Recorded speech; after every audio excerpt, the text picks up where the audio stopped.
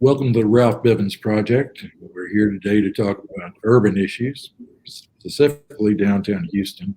And there's nobody better to talk to than Bob Eury, who knows it. He's contributed an immense amount of good things for downtown Houston, and they're lessons that people from any city can learn by from looking at what he's done, what he's accomplished. And for 34 or 38 years, I guess he's been head of the Downtown Houston Inc.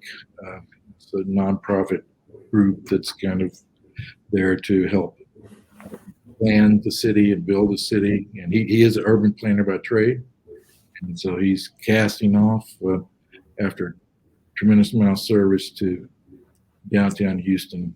And it's changed a lot over those since the 1980s. And I guess that's my first question, Bob, would be over the last 40 years, say, what would you say has been like the number one change, stimulus, the big project or the big policy, or what's been the big difference maker, the biggest difference maker in 40 years?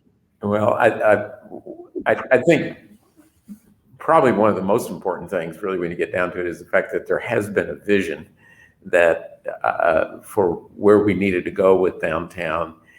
You know, when you look back, when we founded Central Houston in 1983, we had 10 million square feet of office space under construction or finishing it up. And that was coming out of a really robust time in the energy industry. And of course, we all know that right around the corner was the oil bust. And so, we were sort of born into this period of really difficult time with the economics of downtown, certainly the economics of the office industry and that. But what I think in the collective conversations and visioning along the way is what we realized is that downtown had to be a lot more than, frankly, just an office park. And it was really on a trajectory to go that way. And so I think it took sort of a number of pieces to fall in place. And so if you kind of look at the pieces, one, we've got the strong office market we have and we always have, hopefully always will. But then it's a matter of how about convention and tourism? So there was the George R. Brown and then successive efforts to add the hotels and that. And then there was the issue of really to some extent just infrastructure in downtown, streets and parks and all that. It was in really aside from the private investment, the downtown public investment was minimal at that time, and downtown to some extent was crumbling. And so that there's been millions, actually billions invested in infrastructure since that time.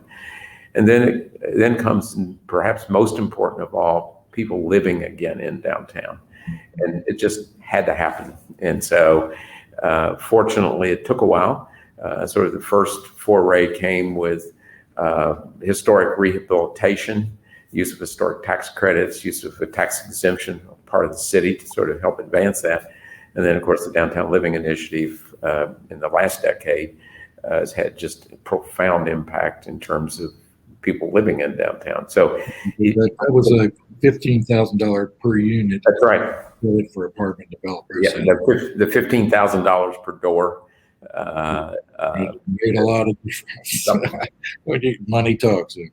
It's one very important thing about that is it's very exciting to see new residential projects being built without that, because the hope was that this would sort of get it going, and I now begin to believe there really is a market in downtown. We knew there was a market. It really was sort of a cost to produce issue compared to rents, especially rents available, price available.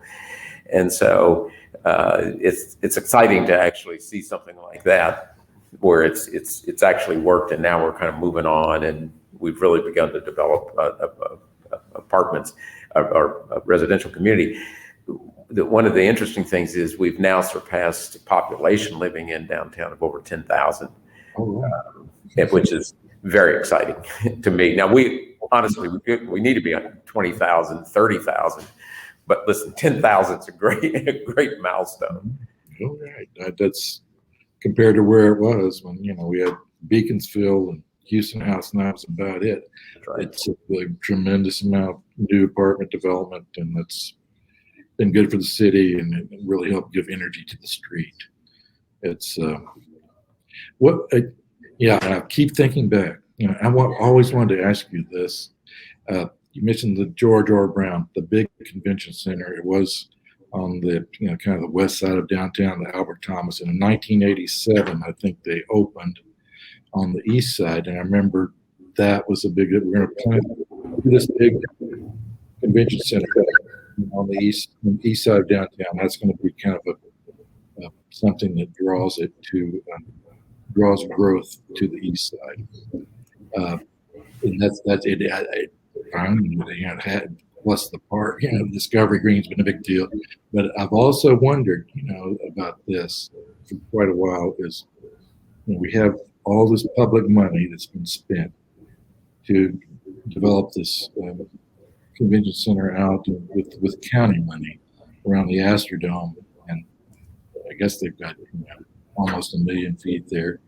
Why couldn't we have come together with county and city and made one great big thing that could have gone to the big league of like Vegas and Orlando for getting the humongous conventions?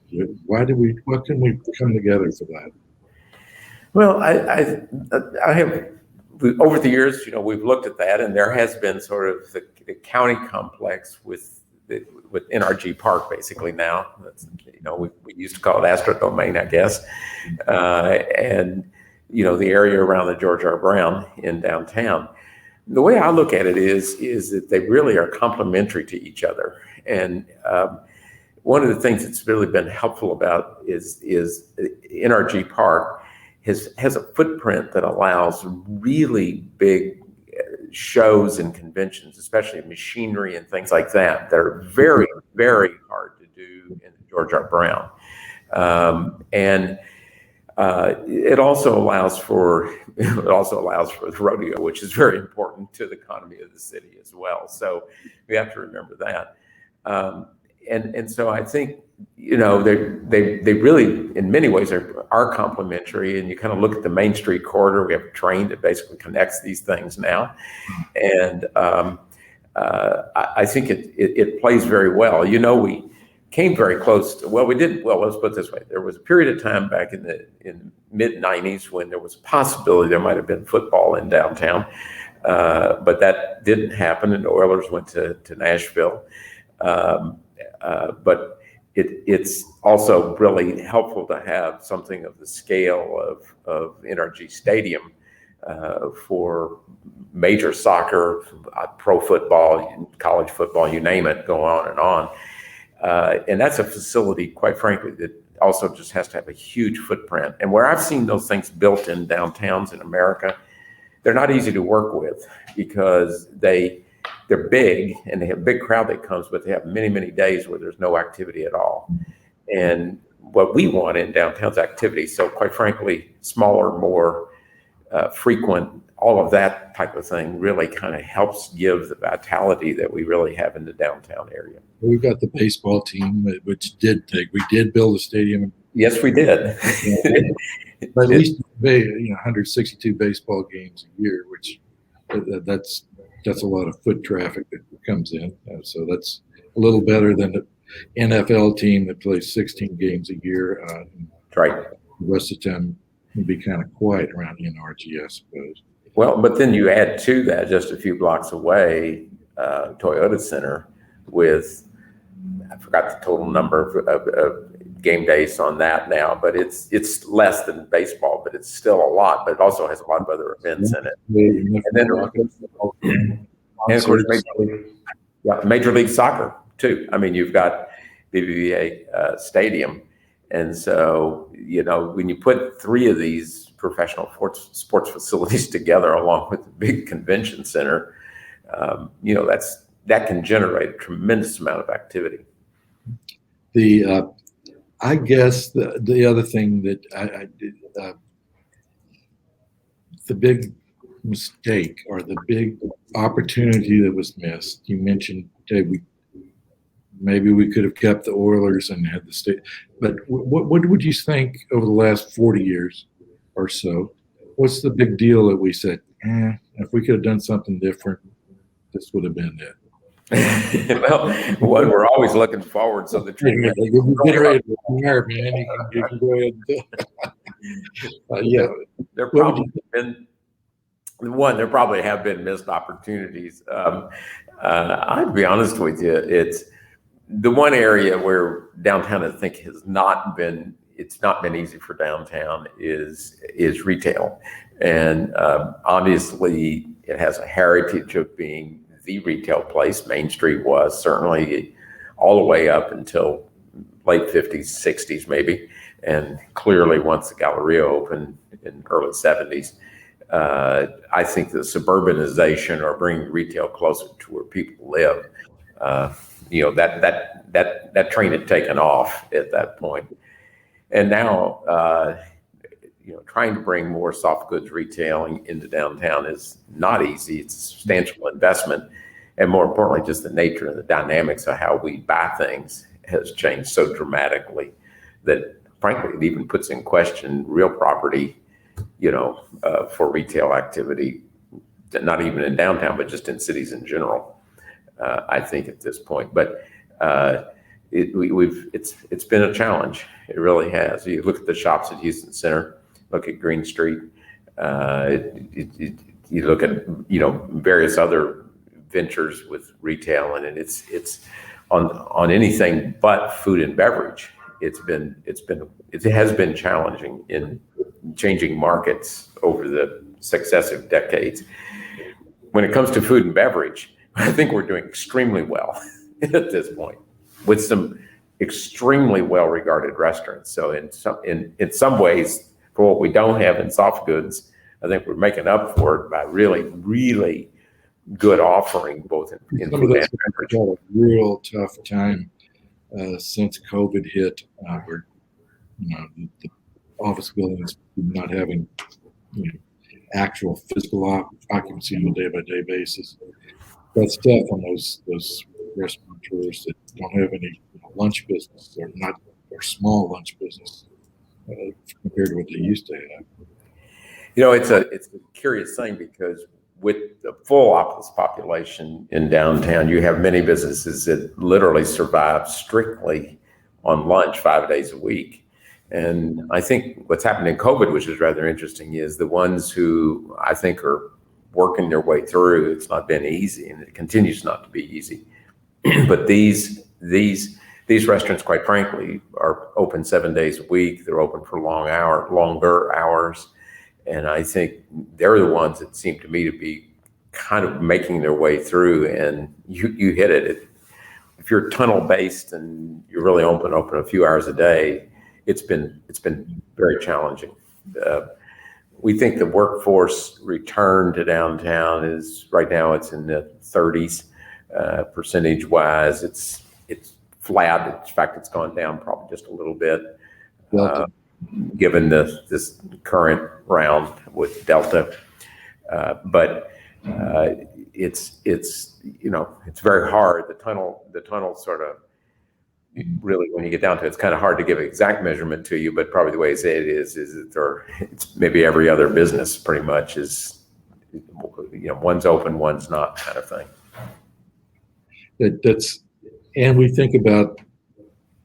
And I think about that, and not just with COVID, but also with, I guess, kind of a secondary thing there's the work from home issue. People not coming to work 5 days a week, they come to work 3 days a week, and maybe or 40 when not everybody's going to do it 9 to 5 days a week anymore.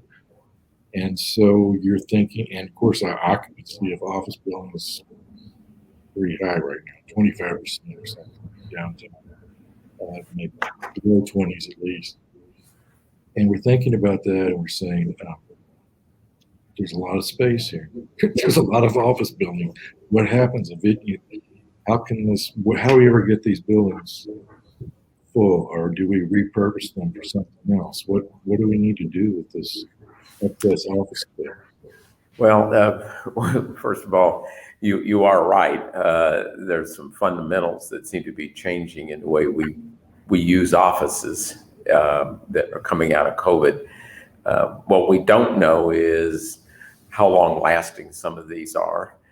I think that during COVID, I think it's interesting in the media, there's been sort of an ongoing, discussion going on about remote work and its impacts. And, you hear kind of both sides of it. You hear this issue, we need to be together to collaborate and to really advance and go forward. We also hear that folks can work very successfully from home now and be very connected with all the various tools available to do that. My general sense is that after a while, I think there may be a little bit more of a move back to being in person, working together in the environments.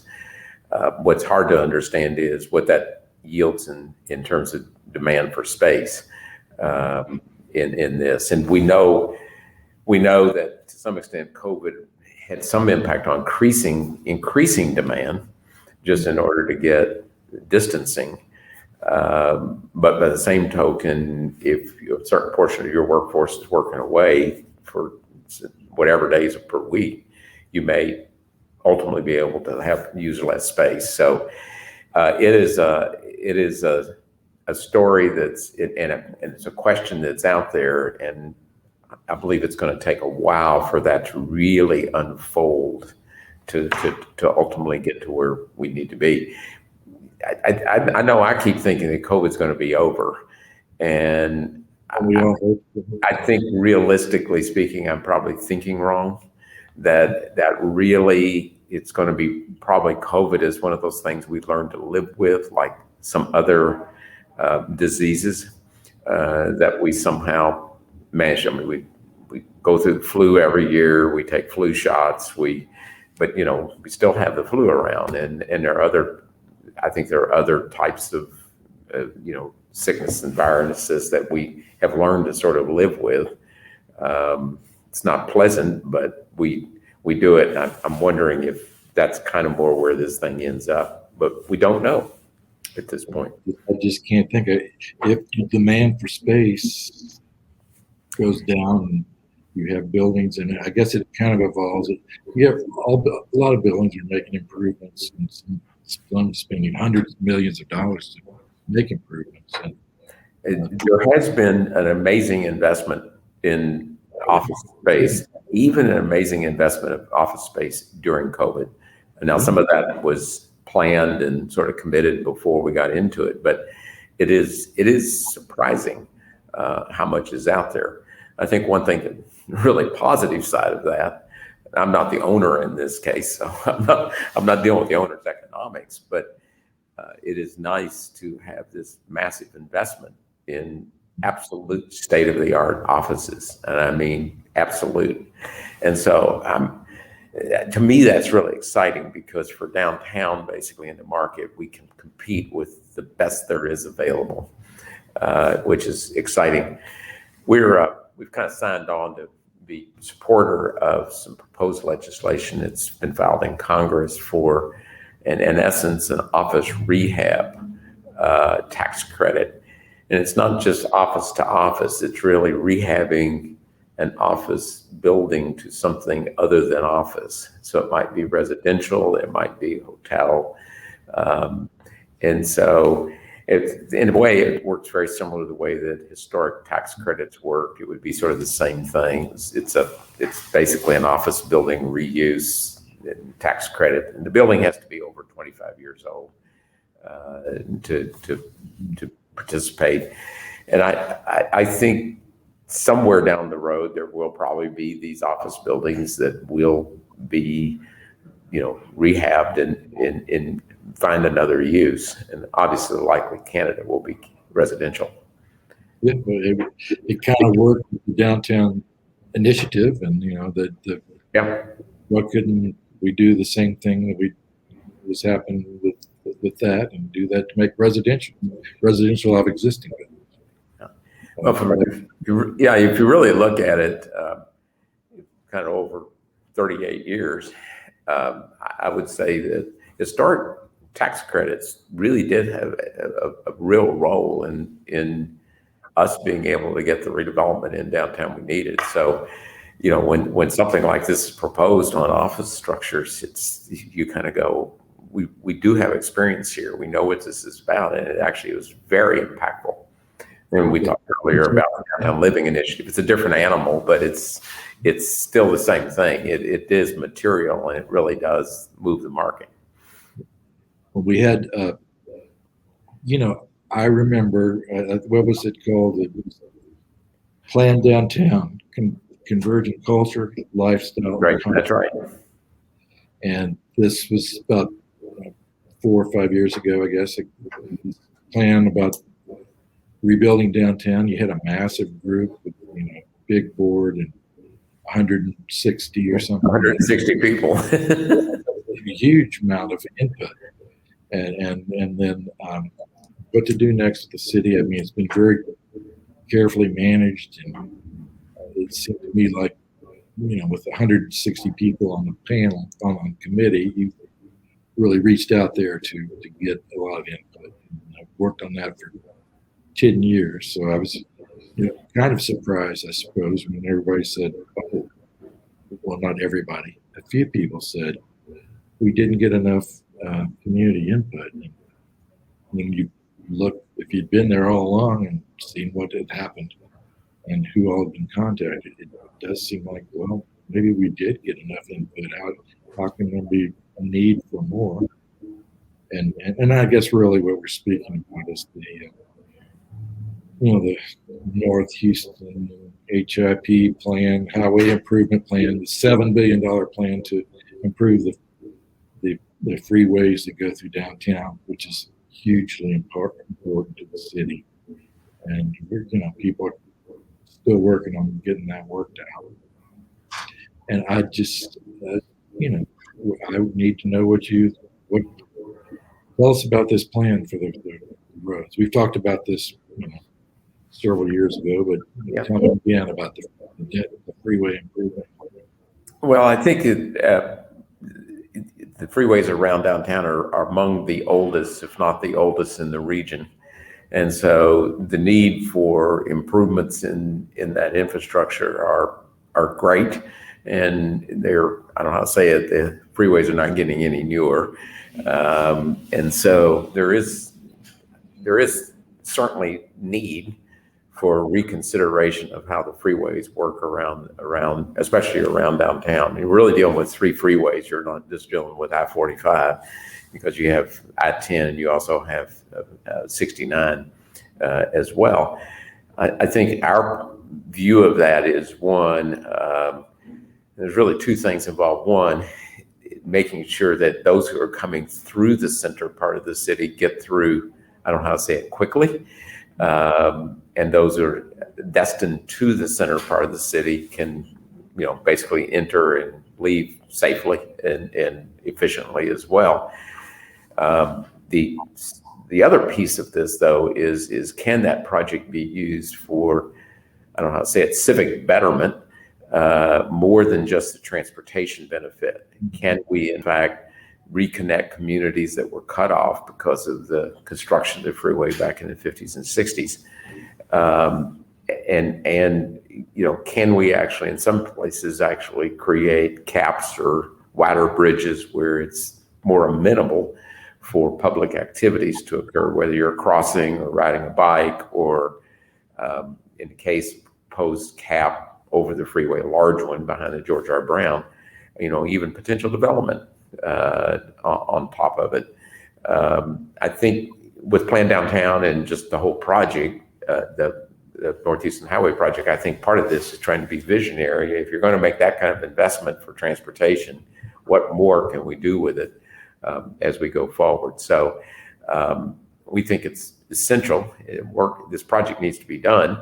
There are probably changes along the way. It's complicated, it's big, and I'm sure there will be changes as we move forward. But I think there is an opportunity for the project to actually have a profoundly positive impact on the region, especially on the areas in the inner city neighborhoods downtown that are around. So I don't know how to say it, we're patient and we're positive, and it may not happen on my watch, but the point is we set the plans and move from there in terms of building the city. Yeah. And this depressed, there, I guess we kind of say just, a lot of people would call it behind the George R. Brown, on the depress the freeways, down kind of like a trench. I think you've used that word before. A trench below grade, and then come back and put a cap on top of that at where the ground level is now. And on that cap, we build a 30-acre park, which I think Discovery Green is what, 9 or 10 acres? It's actually 11, almost 12. 11 or 12 of it. So anyway, bigger than Discovery Green, and everybody knows that's one of the super popular things that were created on your watch. So having the Cap Park, and if you've been to Dallas, you've seen the Clyde Warren Park and how popular that's been, and how new towers that people want to live across the street from that park, and it's just create a lot of taxable development for the city, for the schools, and made a great place for everybody in the whole city to appreciate. That's a big benefit, and I think it takes down these barriers. You have the downtown, and you don't want a freeway barrier. Why can't we have the good stuff about downtown kind of leak out into the east side neighborhood right there? All these, instead of having a barrier there, let's let the goodness of downtown leak out to surrounding neighborhoods. And let me say that we've been involved in the planning process, and for now it's gone on for quite a while. But what is important is really working with our neighborhoods next to downtown as well. I mean, in a sense, doing this together, so that we really are, the vision for this is not a downtown vision, it's really a vision for downtown and the neighborhoods that surround, whether it's reconnecting. There's a plan that you could repurpose some of the structure from the Pierce Elevated to be sort of a Highline type project, and there's development opportunities that may come along with that as well. And then, just very simple things like having trees on bridges. Okay, I know that seems like that's really simple. First of all, let me say, just technically, it's not. Okay, but it is a way to, in a sense, make the freeway disappear, which is, I think most of us would probably really want to be able to do that. But it also just adds to the comfort as we connect, and it makes the freeway less a barrier between downtown and the neighboring communities around it. Removing the Pierce Elevated has always sounded like a fantastic thing. When it seems like that would be a huge improvement and really help Midtown to the south there and make it an even better place than what it is. That's part of this plan. So. It is part of this plan, and I agree with you about that. Pierce is, with the great stuff that's happened in Midtown in redevelopment, then with what's happening downtown, especially in the south end of downtown in more recent years, because there was a long time where there just wasn't a lot of development in the south end of downtown. And you look at it today, it's tremendously exciting. We've got a little park that we're actually building right now with the Redevelopment Authority in there that should open next spring. And the purpose really is just to serve what will be probably about 2,500 residents that live in that area. And probably the best way to say it at the end of the day, it's somewhat about people. There will be a great restaurant, Toot Sweet's going to be in there. But actually, it's probably more important for the dogs. And so, and it really is. It's amazing how important dogs become when you have a residential population in a downtown.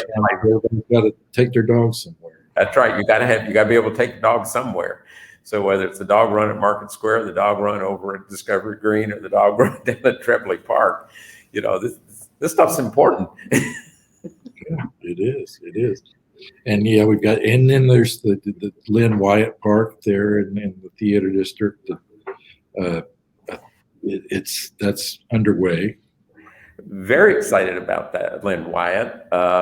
We're partnering with Houston First, and really, first of all, just deeply grateful to the Wyatt family for a really, really major gift to help move this along. And now construction's moving along, which is very exciting. What I love about Lynn Wyatt is that it restores green to the heart of the theater district. And so I think it's extremely accessible, and I think it's I think having, in a sense, a green lawn, so to speak, in that block among these major halls, performing arts halls, is just really, really significant. I'm really thrilled. It is, to me, over the years, it's been interesting where we think we're doing well when we do things, and then we kind of afterwards come back and say, well, that didn't really work well. And in that regard, I feel like that I think the data is right. The 2002 Jones Plaza redo ended up really, in some ways, just being kind of sort of misdirected.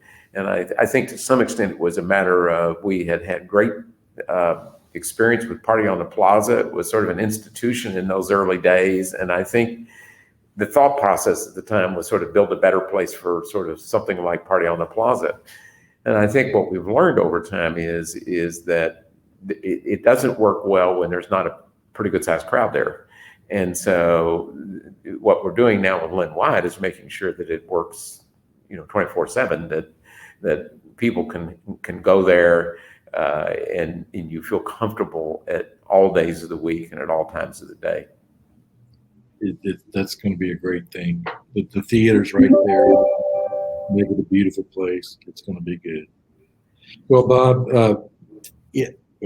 before we go, any other parting words before you return? Well, the one thing that I would say, and it's always been significant to me and what we've been doing is we've been really blessed and helped by the fact that there's always been a strong common vision for the future of downtown.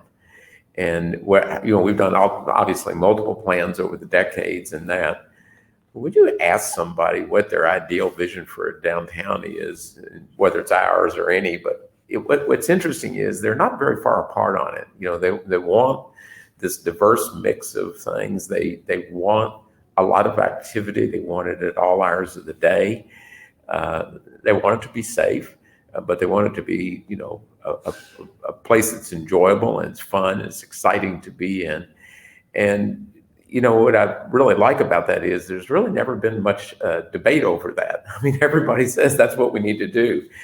And so as a result, you look on 40 years of redevelopment, which is an investment of easily in the 20 billion plus range. It's 20, 30 billion. It's a little hard to add it all up because you can't see all of it. But we're talking about hundreds of projects over those decades. The neat thing about it is that everybody's been sort of working towards the same goal one way or another and how they're doing it. And it's made a difference because there's been a tremendous investment of public money as well as private money. And especially to get things going. And it is nice now that there's a little bit more private than public, which is good. That's what you want. But it's important because you have to have public support for public money, and you have to have market support if you're making private investment. So this idea of everybody kind of pulling together in this direction helps with both of that, those things as you go forward. So I'm very grateful that it's worked that way because I don't think we could be where we are today if things didn't work that way. Well, I know many people will say, thank you, Bob. Many people will say, note the great things you've done and stuff and the contributions you made to improving downtown in your career. But I think there'll also be a lot of, kids that grow up and they won't know you and they won't know what you've done, but they'll play in the parks that you've created and be there, and they'll enjoy being the downtown place that you've helped make a lot better than it was when you started. So thank you, Bob. Keep in touch, and maybe we'll get you back sometime for some more reflection. That's good. Well, thank you, Ralph. Appreciate your very kind comments. All right, my friend. Smooth sailing. Take care.